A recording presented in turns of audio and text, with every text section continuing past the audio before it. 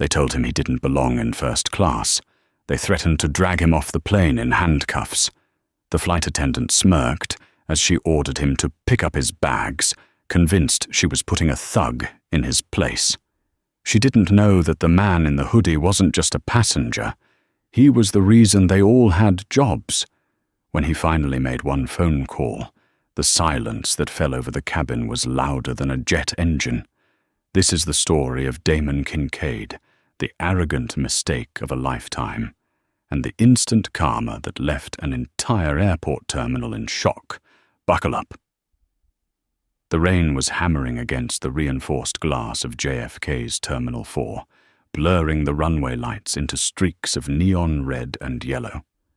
Inside the first-class lounge of Stratos Airlines, the atmosphere was hushed, smelling of espresso and expensive perfume. Damon Kincaid sat in the corner, far away from the buffet and the bar. He wasn't trying to be noticed. In fact, he was doing his best to disappear.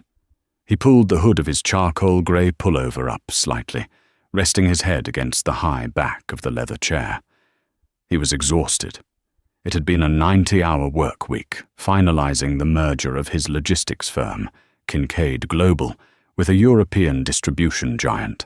The deal was worth $4 billion, but right now, Damon didn't feel like a billionaire. He felt like a man who would pay half his fortune for 8 hours of uninterrupted sleep.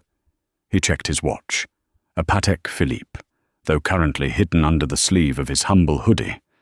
Boarding for Flight 802 to London, Heathrow was in 20 minutes. "Excuse me." The voice was sharp, brittle, and carried a tone that suggested the speaker was used to people jumping when she spoke. Damon opened one eye. Standing over him was a woman who looked like she had been shrink-wrapped in Chanel. She was holding a platinum status boarding pass like a weapon. This was Beatrice Sterling. Her blonde hair was sprayed into a helmet of perfection, and her eyes were scanning Damon with a mixture of confusion and disgust. "Can I help you?" Damon asked, his voice rough from lack of sleep. "You're in my seat," Beatrice said, tapping her manicured nail against the headrest of the chair next to him. Not his chair, the empty one next to him. Damon blinked, looking at the empty chair, then back at her. "I'm not in that seat, ma'am. It's empty." "I mean," she huffed, rolling her eyes as if explaining quantum physics to a toddler, "that this is the quiet corner. I specifically come here to avoid the noise. And you are bringing down the ambiance." She gestured vaguely at his hoodie, his faded jeans, and his scuffed Nike sneakers. "The staff lounge is downstairs near the food court. I think you're lost." Damon sat up straight. This wasn't the first time this had happened, and it wouldn't be the last. "I'm not staff. I'm a passenger. Just like you." Beatrice let out a short, incredulous laugh. It sounded like a glass breaking. "A passenger? In the Diamond Lounge? I hardly think so. Did you slip in when the receptionist wasn't looking? Look, I don't want to make a scene, but I pay $12,000 for my membership. I don't pay to sit next to whatever this is." Damon looked her dead in the eye. "And I paid for my ticket, just like you. Now, if you don't mind, I have a flight to catch." He stood up, grabbing his worn leather duffel bag. He towered over her, 6'3" of broad shoulders, but his posture was non-threatening. He just wanted to leave. "Don't you walk away from me when I'm speaking to you," Beatrice hissed, her face flushing pink. "I know who the manager is here. I'll have you banned." Damon didn't look back. He walked out of the lounge, shaking his head. He hoped she wasn't on his flight. But as he walked down the jet bridge 10 minutes later and turned left into the first-class cabin, his heart sank. Seat 2A, and sitting in seat 2B, already sipping a glass of pre-flight champagne, was Beatrice Sterling. As Damon stowed his bag in the overhead bin and slid into the window seat, Beatrice froze. Her champagne flute stopped halfway to her mouth. She slowly turned her head, her eyes widening in horror. "You have got to be kidding me," she whispered, loud enough for the first 3 rows to hear. She slammed her drink down on the coaster. "Stewardess! Immediately!" Sarah Miller, the lead flight attendant for the first-class cabin, hurried over. Sarah had been flying with Stratos Air for 10 years. She prided herself on keeping the riff-raff out of her cabin. She viewed first class as her personal living room, and she was very particular about her guests. She flashed a dazzling, practiced smile at Beatrice. "Mrs. Sterling, so good to see you again. Is everything all right? Is the champagne not chilled enough?" Beatrice pointed a shaking finger at Damon, who had put on noise-cancelling headphones and was closing his eyes. "Sarah, thank God it's you," Beatrice said, her voice dripping with artificial distress. "You need to check this man's boarding pass. Now." Sarah's smile faltered as she looked at Damon. She took in the hoodie, the sneakers, the way he was slouching, her upper lip curled slightly. Stratos Air didn't have a strict dress code for passengers, but there was an unspoken one, and Damon was breaking it. "Sir?" Sarah said, tapping Damon on the shoulder. She didn't use the soft, deferential tone she used with Beatrice. Her voice was hard, authoritative. Damon slid the headphones off. "Yes?" "I need to see your boarding pass," Sarah demanded. She held out her hand, palm up, expecting him to fumble or make an excuse. Damon sighed, reaching into his pocket and pulling out the crumpled piece of paper. He handed it to her. Sarah snatched it, scanning it intensely, looking for a flaw. A wrong date, a wrong name, a coach seat assignment. Damon Kincaid, seat 2A, first class, J fare, full fare. It was legitimate, but Sarah couldn't accept it. It didn't feel right. He looked like a rapper, or a drug dealer, or someone who had stolen a credit card. He didn't look like the CEOs and politicians she was used to serving. "Can I see your ID as well?" Sarah asked, narrowing her eyes. "Is that standard procedure?" Damon asked calmly. "You didn't ask the lady next to me for hers." "Mrs. Sterling is a frequent flyer," Sarah snapped, "and we have security protocols. ID, now." Damon retrieved his driver's license. Sarah compared the photos. It matched. She handed them back, visibly annoyed that she couldn't kick him out on a technicality. "Fine," Sarah said, turning back to Beatrice. "He has a ticket, Mrs. Sterling. I'm afraid he has to stay." Beatrice gasped. "You're joking. Sarah, I have flown with this airline for 15 years. I have spent hundreds of thousands of dollars. You're telling me I have to sit next to a man who smells like the street." Damon hadn't showered since the morning, but he smelled of expensive sandalwood soap and clean laundry. He said nothing, just putting his headphones back on. "I don't feel safe," Beatrice said, her voice dropping to a whisper that was meant to be heard. "He's aggressive. He threatened me in the lounge earlier. He followed me onto the plane." Damon's eyes snapped open. That was a lie. A dangerous lie. Sarah's posture stiffened. "He threatened you." "He loomed over me." Beatrice lied effortlessly, clutching her pearls. "He told me to watch my back. I'm terrified, Sarah. I can't fly to London with him sitting 6 inches away from me. You have to do something. Move him to coach." Sarah looked at Damon. In her mind, the narrative was already written. The wealthy, defenseless white woman and the scary black man in the hoodie. It didn't matter what the ticket said. It mattered who made her feel comfortable, and Mrs. Sterling tipped well. Sarah leaned in close to Damon's face, invading his personal space. "Sir, take off those headphones." Damon removed them again. His patience was fraying. "I didn't threaten anyone. She came up to me in the lounge. You can check the cameras." "I don't have time to check cameras," Sarah spat. "We are pushing back in 10 minutes. I have a passenger who feels unsafe. That is a federal issue. I need you to grab your bags." "Excuse me?" Damon asked, his voice low and dangerous. "I am moving you," Sarah said, standing up tall to address the cabin. "We have a seat available in economy comfort. Row 34. You will take it, or you will get off this plane." Damon looked around. A few other passengers were watching.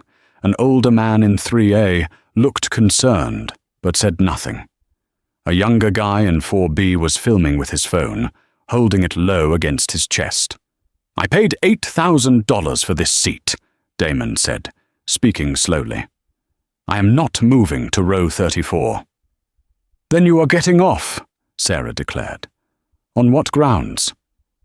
"Disruptive behavior, intimidation of a passenger, refusal to comply with crew instructions," Sarah listed off, crossing her arms. "Do you want me to call the pilot or the air marshal? Because if the police come on board, you're leaving in handcuffs." Beatrice smirked, taking a sip of her champagne. "Just go," she muttered. "Go back where you belong." Damon stared at Sarah. He saw the gleam of power in her eyes. She was enjoying this. She felt righteous. She thought she was protecting the sanctity of her first-class cabin from an intruder. He looked at Beatrice, who was now pretending to read a magazine, triumph radiating off her. Damon took a deep breath. He could scream. He could yell. He could refuse to move and force them to drag him off. That's what they wanted. They wanted the angry black man. They wanted the viral video of him fighting. It would ruin the merger news. It would spook the shareholders. He had to be smarter. "I want to speak to the captain," Damon said calmly. "The captain is busy with pre-flight checks," Sarah said dismissively. "I am the lead flight attendant. My word is final in this cabin." "Your word overrides a paid contract of carriage?" Damon asked. "My word ensures safety," Sarah countered. "And you are a safety risk. Last chance. Row 34 or the jet bridge. Pick one." Damon looked at his phone. He had 1 bar of signal left before the doors closed. He looked up at Sarah. "Okay." Sarah blinked, surprised by his sudden surrender. "Okay. I'll get off the plane," Damon said. He stood up. Beatrice let out a loud sigh of relief. "Finally. Thank you, Sarah. You're a saint." "I'm not moving to row 34, Damon clarified, pulling his bag from the overhead bin. "If I'm too dangerous for first class, surely I am too dangerous for economy. So, I will deplane. But I need you to state clearly, one last time, that you are denying me service based on Mrs. Sterling's claim that I am a threat. I am denying you service because you are disrupting the peace of the cabin," Sarah said, checking her watch. "Let's go. You're delaying departure." Damon slung his bag over his shoulder. He looked at Beatrice one last time. "Enjoy your flight, Mrs. Sterling. It's going to be a very expensive one for you." "Is that a threat?" Beatrice shrieked. "Sarah, he did it again." "Out, now." Sarah pointed to the door. Damon walked down the aisle, the walk of shame. Every eye in the cabin was on him. Some looked pitying, others looked fearful. The young man in 4B was still filming. As Damon reached the front galley, near the cockpit door, he stopped. "Keep moving," Sarah said, reaching for the phone to call the gate agent to reopen the jet bridge door. "Actually," Damon said, unlocking his phone, "I need to make one call before I step off. It's regarding my refund." "Call the 1-800 number when you're in the terminal," Sarah scoffed. "Get off my plane." "This isn't the 1-800 number," Damon said softly. He tapped a contact saved in his favorites. The name on the screen read, Preston Walsh, CEO. Damon hit dial. He put the phone to his ear. Sarah rolled her eyes, opening the cabin door. The cool, damp air of the jet bridge rushed in. "Sir, I am counting to 3. 1. "Hey, Preston," Damon said into the phone, his voice calm but authoritative. Sarah froze. She knew that name. Everyone at Stratos Air knew that name. Preston Walsh was the owner of the airline, the man who signed her paychecks, the man whose picture hung in the crew lounge. "Yeah, it's Damon," Damon continued, locking eyes with Sarah. "Damon Kincaid. I'm good, man. Look, I'm at JFK. I'm trying to fly out to London on your Flight 802 to sign our partnership agreement. Yeah, the logistics deal, the one that saves your airline from bankruptcy." Sarah's face went pale. Her hand hovered over the door handle. "Yeah, well, there's a problem," Damon said, never breaking eye contact with the flight attendant. "Your lead flight attendant, Sarah Miller. Yes, Miller. She's kicking me off the plane. Apparently my hoodie is a safety threat." Damon listened for a moment, then held the phone out toward Sarah. "He wants to talk to you." The phone in Damon's hand felt like a grenade with the pin pulled. Sarah stared at it, her mind racing to catch up with the sudden shift in gravity. The name Preston Walsh was still glowing on the screen, a name that struck fear into the heart of every Stratos Air employee. "Take it," Damon said, his voice flat. "He's waiting." Sarah's hand trembled as she reached out. Her fingers brushed against the warm glass of the smartphone. She brought it to her ear, her breath hitching in her throat. "Hi, hello," she stammered. "This is Sarah Miller, lead flight attendant, Flight 802. There was a moment of silence on the other end, a silence so heavy it felt physical. Then a voice cut through the static, low, controlled, but vibrating with a suppressed rage that was far more terrifying than screaming. "Ms. Miller," Preston Walsh said, "I want you to listen to me very carefully. The man standing in front of you, Mr. Kincaid, is currently in the process of acquiring a 49% stake in our cargo division. He is signing a contract in London tomorrow that will inject $2 billion of liquidity into this airline, money that we need to keep flying. Do you understand?" Sarah felt the blood drain from her face. Her knees went weak. She grabbed the bulkhead for support. I didn't know. He was wearing a hoodie. Mrs. Sterling said." "I don't care what he was wearing." Preston cut her off, his voice rising in volume. "I don't care if he was wearing a garbage bag. He is a paying customer, and more importantly, he is my partner. I am looking at your flight manifest right now. You are trying to remove him because a Diamond member doesn't like his look? Is that what I'm hearing?" "Mrs. Sterling felt unsafe," Sarah whispered, tears pricking her eyes. She looked at Damon. He was leaning against the galley wall, checking his watch, looking entirely bored with her destruction. "Unsafe?" Preston scoffed. "Damon Kincaid is a philanthropist who builds schools in Chicago. He's about as dangerous as a golden retriever. You have been profiled, Ms. Miller. You and that passenger have profiled a billionaire, and you have just exposed Stratos Air to a discrimination lawsuit that could bankrupt us before the merger even happens."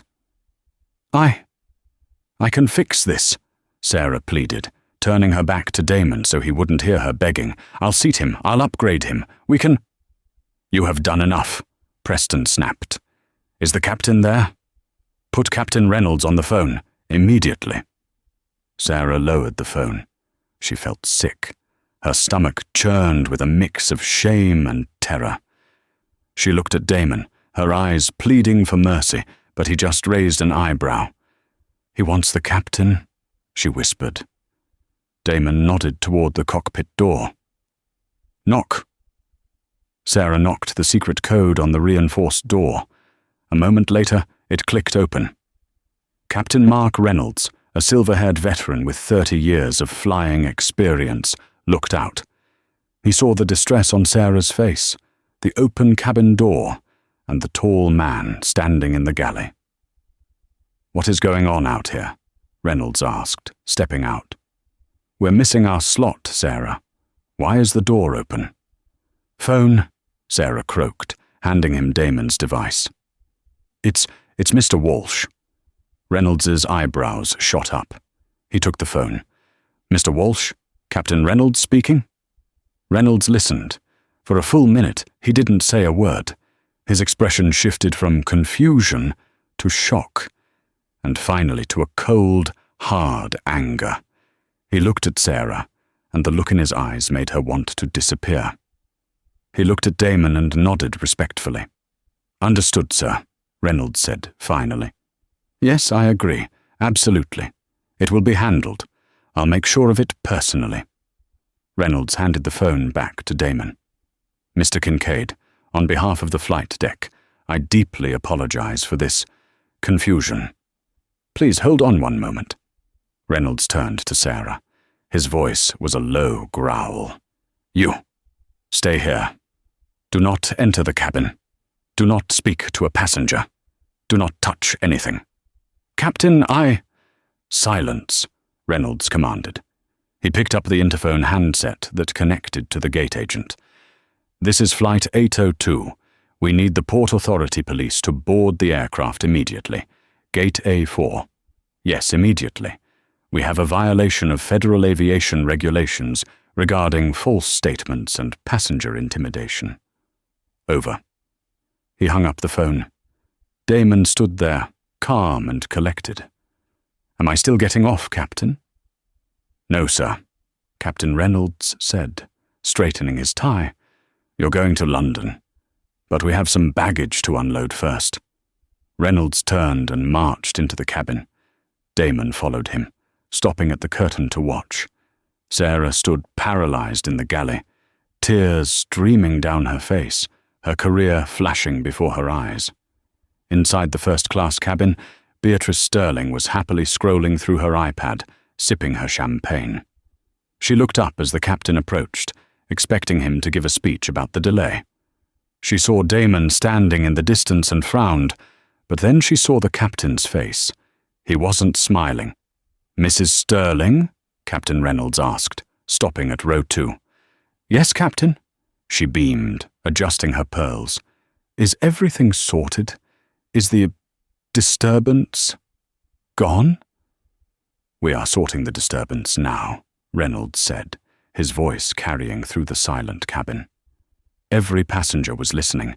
The guy in 4B had his phone raised high. "Ma'am, I need you to collect your belongings and exit the aircraft," Reynolds said clearly. Beatrice laughed, a high, nervous tinkle. "I'm sorry. I think you're confused. The man, the one in the hoodie, he was the one leaving. The man in the hoodie is a priority passenger and a business partner of this airline," Reynolds announced, his voice booming. "You, however, have disrupted the flight crew, delayed our departure, and filed a false report regarding a safety threat. That is a violation of federal law. You are being removed from this flight." Beatrice dropped her iPad. It clattered onto the floor. "You can't be serious. Do you know who I am? I am a Diamond member. I personally know the VP of Marketing." "I don't care if you know the King of England," Reynolds said. "On this ship, I am the law, and you are a liability. Get your bags." "No!"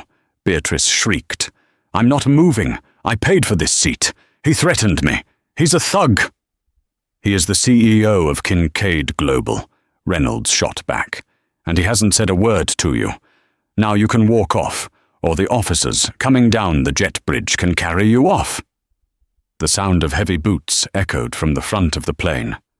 2 Port Authority officers, burly and unsmiling, stepped onto the aircraft. They looked at Sarah, who was sobbing in the corner, and then looked to the captain. "In here, officers," Reynolds called out. The sight of the police caused a ripple of gasps through the cabin. Beatrice Sterling's face went from indignant red to a ghostly white. She realized for the first time in her life that her money wasn't going to save her. "Ma'am, let's go," the first officer said, reaching for her carry-on bag in the overhead bin. "Don't touch my bag," Beatrice screamed, slapping the officer's hand away. The atmosphere in the cabin sucked tight.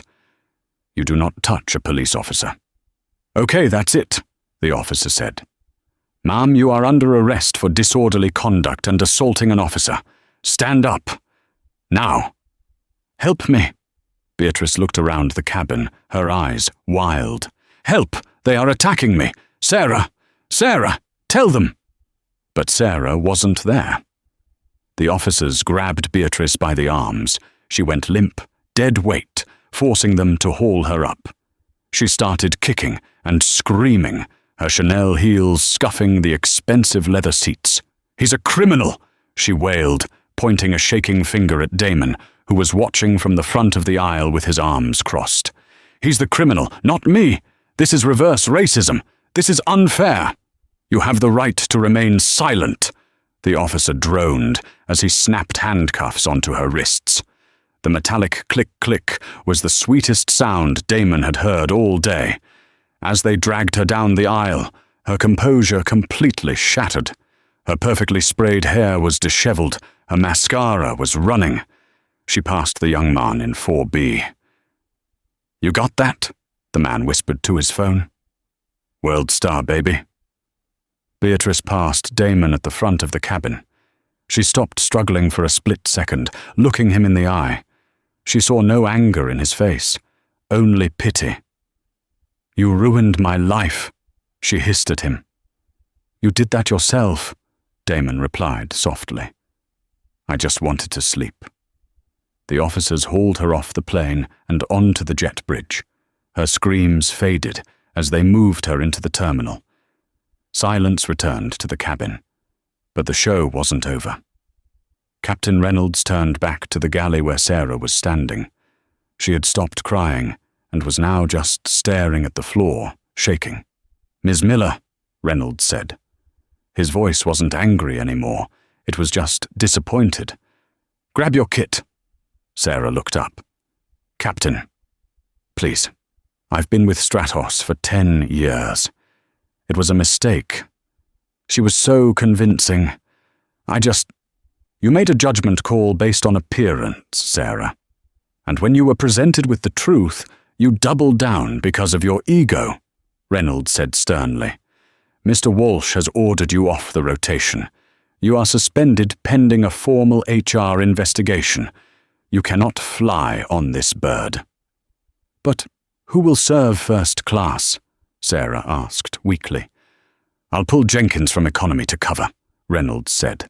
You need to leave. Now, hand over your badge. Sarah reached up with trembling hands and unclipped her crew ID. She placed it in Reynolds' hand. It felt like she was handing over her identity. Being a flight attendant was her whole life.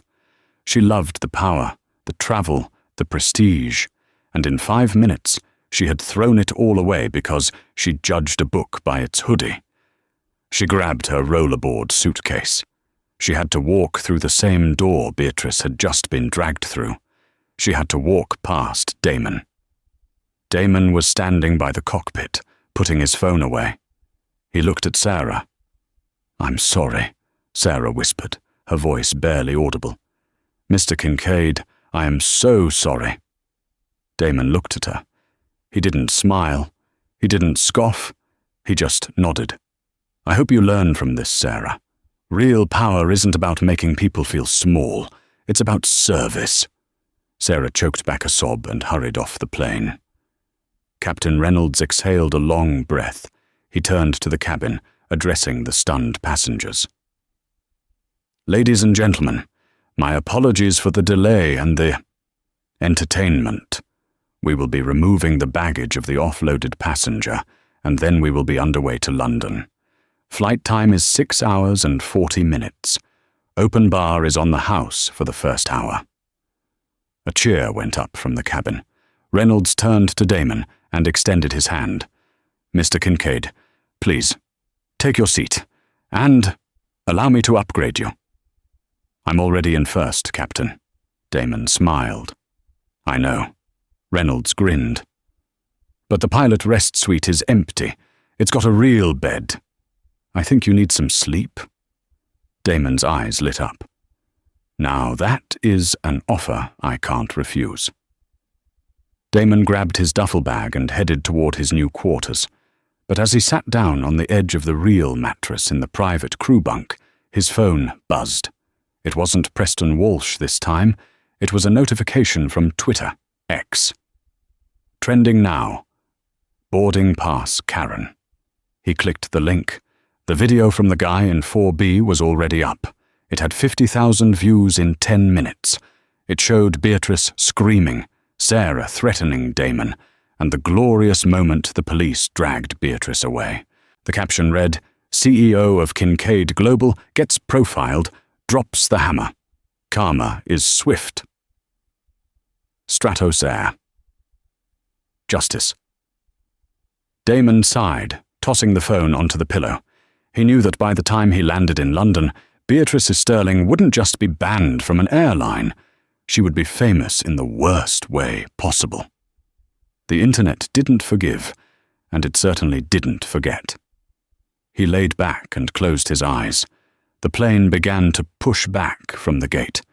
The gentle rumble of the engines was a lullaby. But the story wasn't over yet.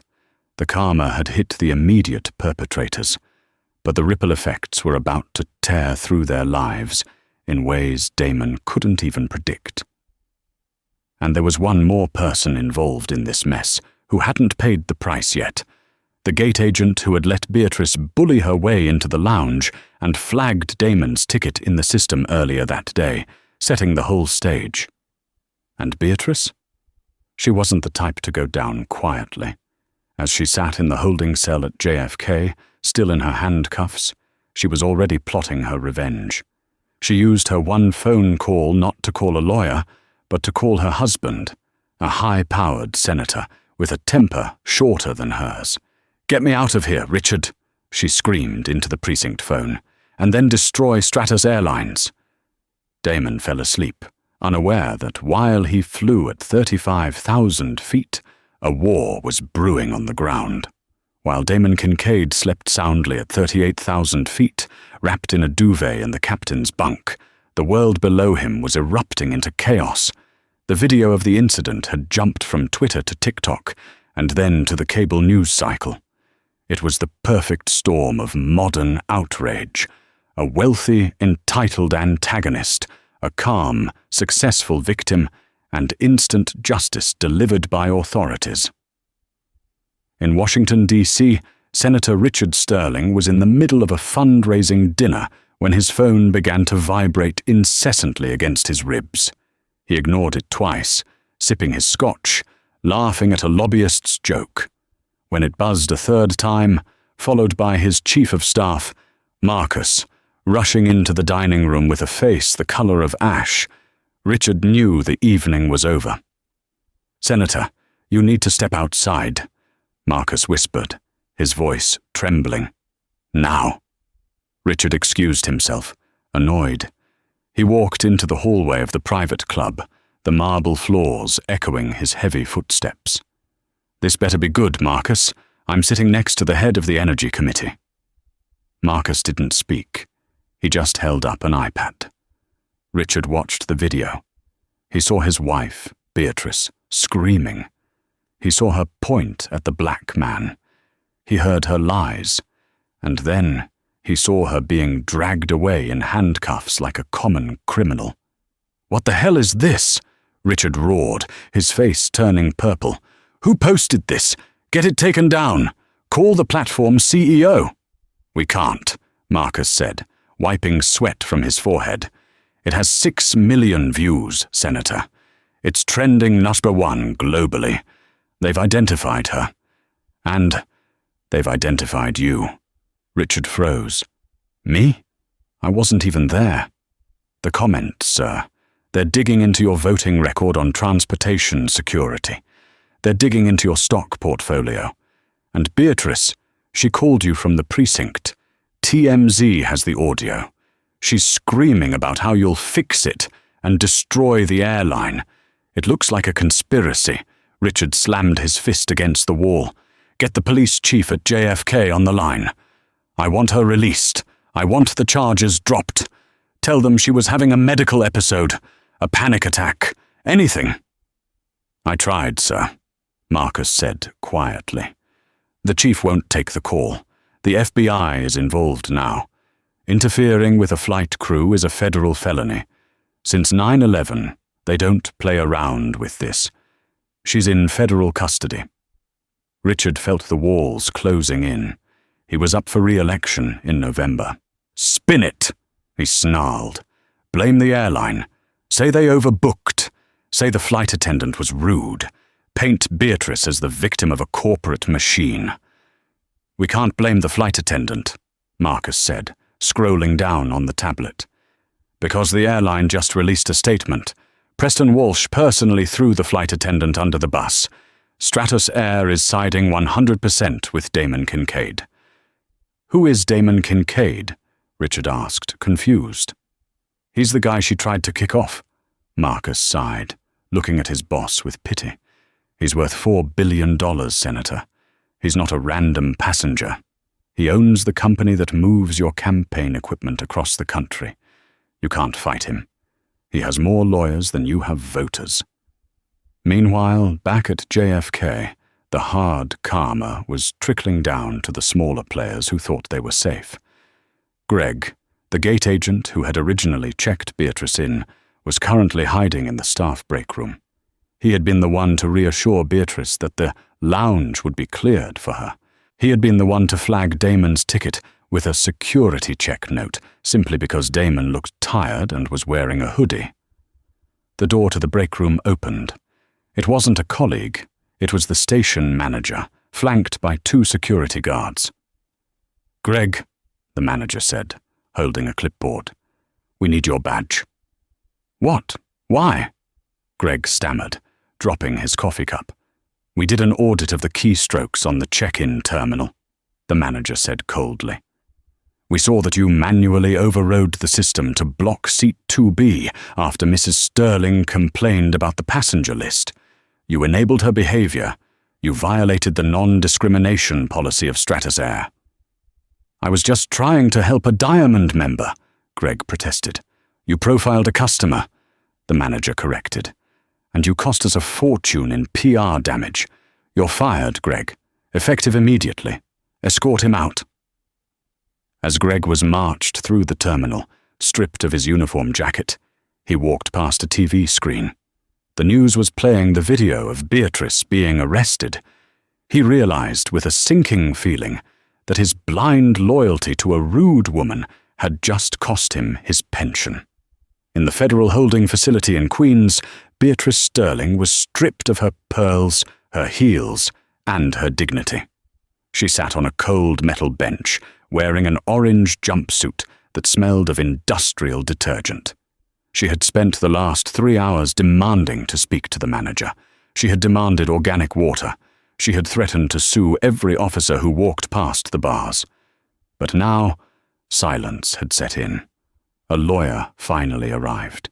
He wasn't the high-powered family attorney she expected. He was a court-appointed public defender. "Where is Richard?" Beatrice snapped, standing up. "Where is my husband? Why are you here?" The young lawyer, who looked exhausted, opened his briefcase.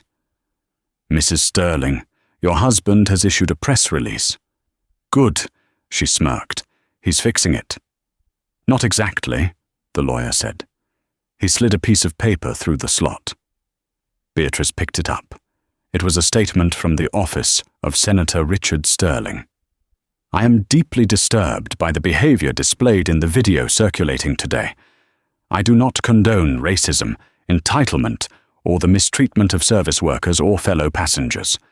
My wife, Beatrice, has been struggling with personal issues. But that is no excuse. I am separating myself from these actions to focus on serving the people of New York. I will be filing for a legal separation, effective immediately." Beatrice read the words 3 times. Her hands began to shake. He wasn't saving her. He was cutting her loose to save his career. He can't do this," she whispered. "I made him. I introduced him to the donors." "He did it," the lawyer said, "and the prosecutor is looking for a maximum sentence. They want to make an example out of you. The Karen who stopped a jumbo jet. You're looking at up to 20 years in federal prison for interference with a flight crew and assault on an officer. Beatrice Sterling, the woman who thought she owned the sky, finally collapsed onto the concrete floor and wept. Not for the people she hurt, but for the life she had just incinerated. The descent into London Heathrow was smooth, the massive Boeing 757 cutting through the grey morning mist like a knife. Inside the cockpit, Captain Reynolds watched the runway lights emerge from the fog, a string of pearls guiding them home. But this wasn't just a standard arrival. Reynolds knew that the moment the wheels touched the tarmac, the world outside would come rushing in. He picked up the PA microphone one last time. "Ladies and gentlemen, we are on final approach to London. The local time is 6 a.m.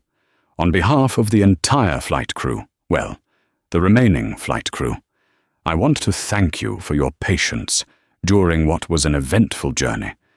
We have been informed that ground services are waiting for us at Gate 24. Please remain seated until the seatbelt sign is turned off. And to our passenger in the flight deck bunk, Mr. Kincaid, welcome to your new airline."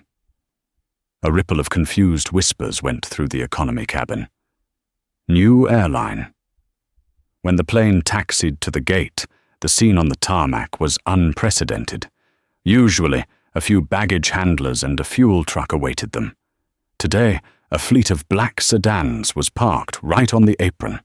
A delegation of men in dark suits stood in a phalanx at the bottom of the jet bridge stairs. They were the European Board of Directors for Stratos Air, dragged out of their beds at 4 a.m. by a frantic call from Preston Walsh. Damon Kincaid emerged from the cockpit, looking rested. He had slept for 6 hours, the deep, untroubled sleep of a man who knows he has already won. He grabbed his duffel bag, adjusted his charcoal hoodie, and walked to the cabin door. Captain Reynolds stood there, his hat under his arm. He extended a hand. "It's been an honor, Mr. Kincaid. I'm sorry about the ride." "Don't be," Damon said, shaking the captain's hand firmly. "It was educational. It showed me exactly what I'm buying." Damon stepped out of the aircraft and into the cool, damp English air. He didn't stop for the executives holding bouquets of flowers or the PR director who tried to hand him a pre-written press statement. He walked past them, his sneakers squeaking on the linoleum of the terminal, straight toward the chaotic noise of the arrivals hall. The news had broken globally while they were over the Atlantic. The video of Beatrice Sterling being dragged off the plane had been viewed 40 million times. The internet had done its work. The narrative was set. The arrogant elite versus the humble billionaire. As Damon pushed through the frosted glass doors of customs, a wall of camera flashes blinded him. Dozens of reporters from the BBC, CNN, Sky News and tabloid papers were shouting his name. "Mr. Kincaid! Mr. Kincaid! Are you suing the airline?" "What did Mrs. Sterling say to you? Is it true you're pulling your investment?" Damon stopped. He didn't retreat. He simply took off his sunglasses and looked at the crowd. The room went silent, the microphones thrust forward like spears. "I have a short statement," Damon said, his voice calm, lacking any trace of anger. "Yesterday, I was told I didn't belong in a seat I paid for because I didn't look the part. I was judged by my clothes, not my character. A woman lost her freedom because of it. A flight attendant lost her career because of it." He paused, scanning the faces of the reporters.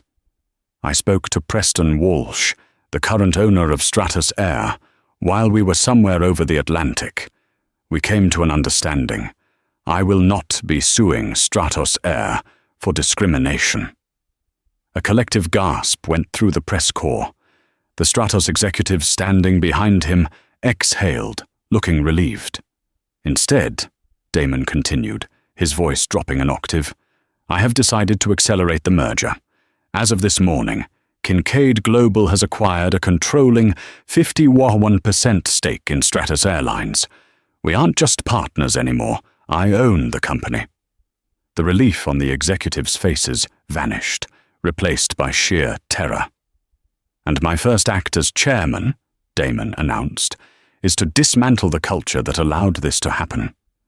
Effective immediately, the Diamond Elite priority status is abolished. We are implementing a new code of conduct. If you abuse our staff, you are banned for life. If our staff profiles a passenger, they are fired. And to the ground crew, the baggage handlers, and the gate agents who actually run this airline, you're getting a 15% raise, funded by the liquidation of the executive bonus pool." The terminal erupted. Travelers who had stopped to watch began to cheer. The baggage handlers near the carousel high-fived.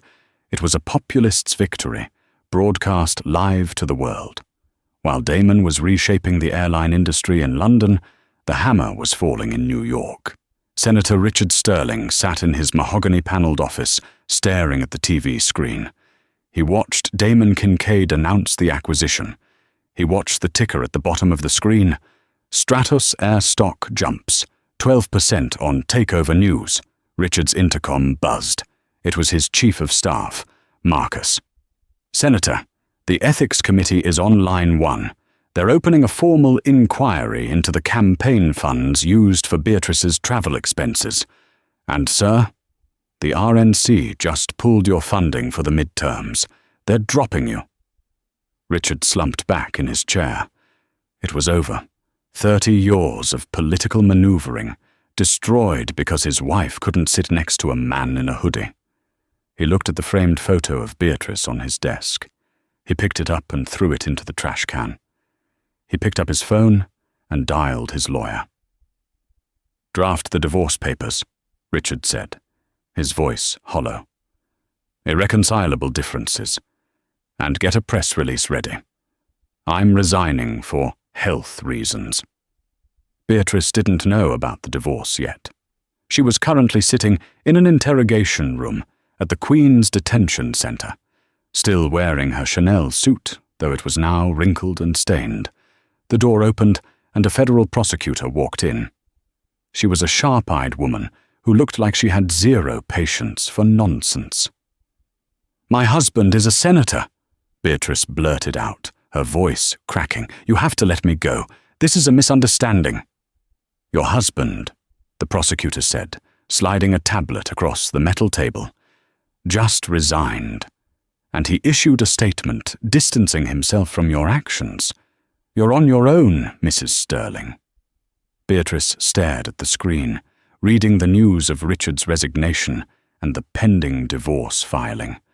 Her world didn't just crack, it shattered into dust. "We are charging you with interference with flight crew members and attendants, a Class C felony," the prosecutor stated. "We have the video. We have the testimony of the captain. We have the testimony of the gate agents you abused. You are looking at prison time, Mrs. Sterling." 6 months later, the sentence was handed down. Beatrice Sterling, the woman who once spent $12,000 on a lounge membership, was sentenced to 24 months in a minimum security federal facility. But the judge, a man with a keen sense of irony, added a condition to her probation upon release: 500 hours of community service, specifically assigned to the sanitation detail at JFK Terminal 4. The first time Beatrice was spotted mopping the floor of the very bathroom she used to turn her nose up at, the paparazzi were there. She didn't scream. She didn't fight. She just looked down and kept mopping. She had finally learned her place, not above others, but among them. Sarah Miller fared differently. She wasn't malicious, but she was weak. She had let bias dictate her actions, and the aviation industry blacklisted her. No airline would touch the woman from the viral video. She lost her apartment in New York. She moved back to Ohio, into her mother's spare room. The humiliation was total. For months, She couldn't leave the house without feeling like people were whispering about her. Eventually, she got a job at a local diner. It was humble work, heavy trays, aching feet, and customers who tipped in quarters. One rainy Tuesday, a young black man came in, soaking wet, wearing a hoodie. Sarah froze. The memory of Flight 802 hit her like a physical blow. She took a deep breath, walked over, and poured him a coffee. "On the house," she said softly. "You look cold." He smiled at her. "Thanks." That night, Sarah went home and wrote a letter. She didn't mail it to Stratos Air. She mailed it to Damon Kincaid's personal office. "Dear Mr. Kincaid, you probably don't remember me, but I'm the flight attendant who tried to kick you off. I lost everything, and I deserved to. But I wanted you to know that losing my wings was the only way I learned to keep my feet on the ground. I treat people better now, not because they are in first class, but because they are people. Thank you for the lesson." Damon received the letter. He didn't hire her back. Actions have consequences. But he did reply. He sent a short note. "Redemption is a long flight, Sarah. I'm glad you're finally on the right path." Enclosed was a check for $5,000, enough to help her get her own apartment and start over. The dust had settled. Stratos Air was now Kincaid Air, though the livery hadn't changed yet. The service, however, was unrecognizable. The smiles were genuine. The tension was gone. Damon Kincaid walked down the jet bridge of a flight bound for Tokyo. He was tired again. Another merger, another long week. He walked into the first-class cabin, carrying his battered leather bag. He stopped at seat 2A. A new flight attendant, a young man named David, approached him. "Mr. Kincaid? Good evening. Can I take your coat?"